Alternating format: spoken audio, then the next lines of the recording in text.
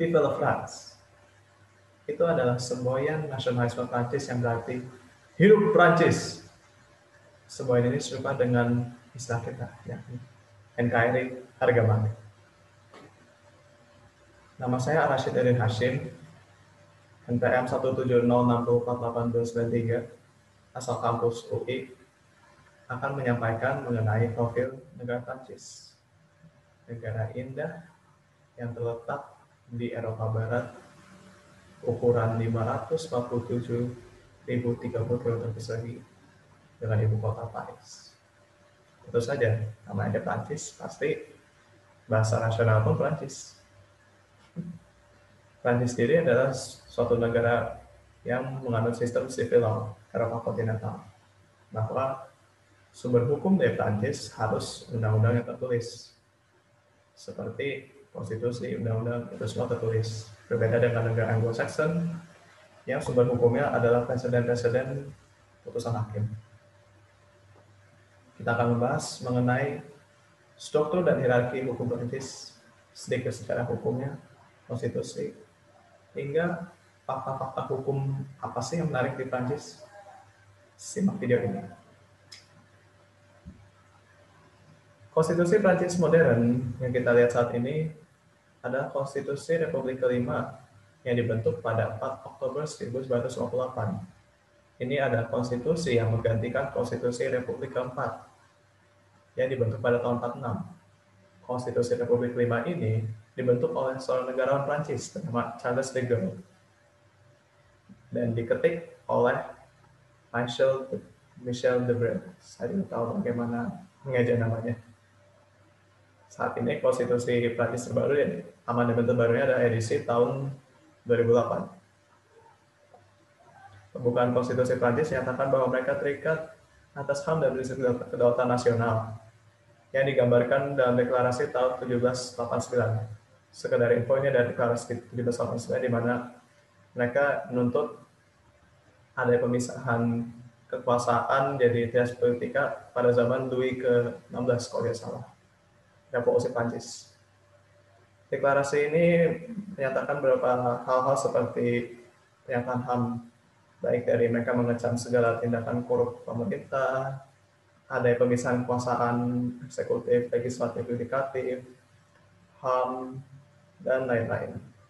Dan di akhir kata disebutkan bahwa Majelis Nasional mengakui HAM, kedaulatan negara, dan kemerdekaan bangsa Prancis atas penjajahan oleh tirani. Itu yang saya lihat dari tekstualnya. Lanjut kepada struktur dan hierarki norma hukum Prancis. Pertama, struktur hierarki norma hukum Prancis terdiri dari 4 tingkatan, yakni konstitusi, institutional act, undang-undang dan atau perjanjian internasional yang diratifikasi, peraturan pelaksana. Konstitusi. Dalam bab pertama konstitusi Prancis dinyatakan bahwa sumber hukum tertulis yang tertinggi dimiliki oleh Prancis adalah konstitusi. Pasal-pasal pendukungnya ada pasal 46 konstitusi Prancis yang menyatakan bahwa institutional act berada di bawah konstitusi Prancis dan institutional act itu sendiri tidak boleh bertentangan dengan konstitusi. Konstitusi memuat hal-hal umum seperti apa saja sih yang ideal bagi masyarakat Prancis.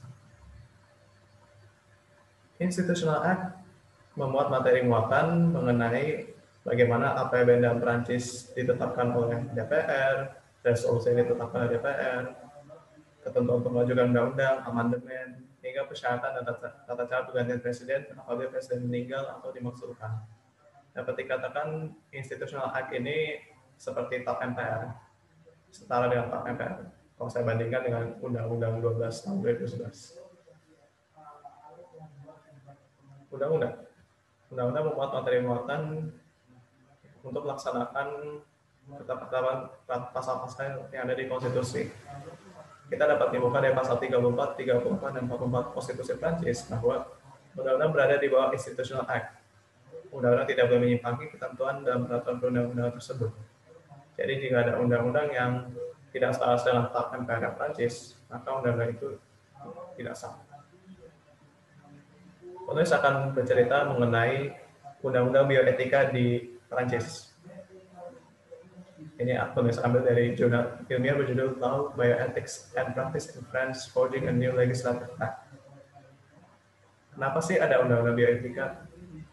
Pada tahun 94, diundangkanlah Undang-Undang Nomor 654 tahun 1994. Pada saat itu, di tahun 80-an, terjadi suatu polemik. Dokter harus ditetapkan nih, batasan-batasan mana sajakah perbuatannya yang benar, salah, dalam suatu bentuk undang-undang. Karena pada saat itu, perkembangan medis sangat cepat. Perlu ada payung hukum agar dokter mendapatkan perlindungan hukum yang pasti. Ketimbang hanya sekedar mengandalkan hukum perdata, hukum pidana, dan hukum administrasi negara. Saat itu pun, dokter-dokter, perawat, masyarakat mengajukan kepada DPR, tolong dong dibuat ada undang-undang tentang bioetika. DPR Prancis pun sepakat. Apa aja sih alasannya ada undang-undang ini dari sisi pasien dan nakes? Seperti yang saya bilang, pasien membutuhkan suatu payung hukum agar dokter mau melakukan tindakan-tindakan medis yang terbaru ini seperti assisted reproductive technologies, surrogate mother, dan sebagainya. Dan bagi dokter, mereka juga perlu perlindungan hukum yang pasti dan pembatasan agar mereka tidak salah langkah. Karena pada zaman dulu, jika tidak ada undang-undang bioetika, hakim akan beda daerah bisa beda penafsiran hakim. Demikian uraian saya mengenai profil hukum negara Prancis. Sekian, wassalamualaikum warahmatullahi wabarakatuh.